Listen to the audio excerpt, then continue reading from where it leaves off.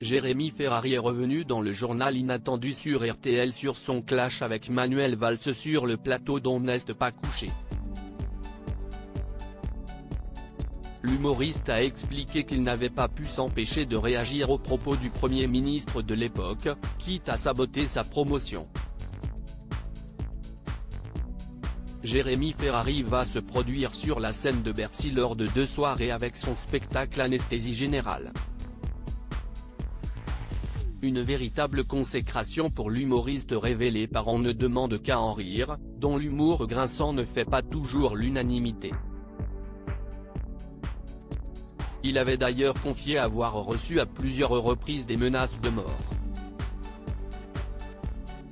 Celui qui n'a pas l'intention de participer à LOL, qui rit, sort, était l'invité d'Ophélie Meunier dans le journal inattendu de RTL, ce samedi 29 avril. Un clash retentissant sur le plateau de Laurent Ruquier. Ophélie Meunier a interrogé l'humoriste sur ses prises de position parfois virulentes sur les plateaux de télévision. Elle a notamment fait mention de ce clash à propos des attentats qu'il avait opposés à Manuel Valls, alors Premier ministre, sur le plateau d'On n'est pas couché, l'émission de Laurent Ruquier. Une polémique qui avait fait beaucoup parler à l'époque. Je vais prendre la parole, vous en ferez ce que vous voudrez, mais je vous demanderai de ne pas me couper, car moi je me suis retenu de vous couper. Car je ne suis pas d'accord avec vous, lui avait-il asséné pour dénoncer ce qu'il estimait être de l'hypocrisie. Ophélie Meunier a donc demandé à Jérémy Ferrari s'il aimait rentrer dans le lard des gens ou si c'était plus fort que lui. Si est-il totalement plus fort que moi, lui a-t-il rétorqué.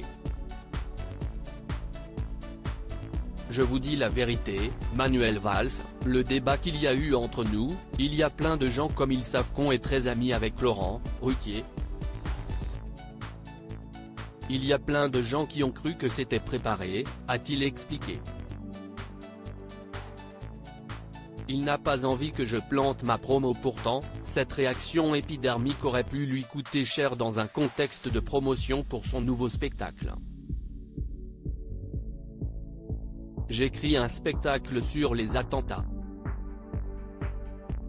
Il y a les attentats du Bataclan, donc tout le monde m'annule les promos, parce qu'on se dit, on ne peut pas t'inviter avec un spectacle qui parle de ce contexte. Ce que je trouve assez antinomique, mais si est-il comme ça qu'on m'explique au départ. Quand je vais faire On n'est pas couché, si est-il ma seule promo. Et on apprend 2 jours avant que Manuel Valls vienne et Laurent m'appelle parce qu'il est très bienveillant avec moi. Il me dit, tu fais ce que tu veux, mais moi je te conseille de ne pas rentrer dans ce débat. Concentre-toi sur ce spectacle, tu lances ta tournée, si est quand même ce qu'il y a de plus important, a raconté Jérémy Ferrari. Pourtant, celui-ci a décidé de faire fi des conseils de son mentor. Plusieurs fois, je veux prendre la parole et Laurent ne me la donne pas tout de suite, parce que je pense qu'il veut me protéger parce qu'il ne sait pas trop ce que je vais dire. Et il n'a pas envie que je plante ma promo, a-t-il concédé avec le sourire. Et finalement j'y vais, parce que je l'écoute parler et je me dis si est-il impossible de me taire. Quand il y a des choses que je trouve injustes, je ne peux pas me taire, a-t-il conclu. À lire aussi Jérémy Ferrari reçoit des menaces de mort depuis son face-à-face avec Manuel Valls.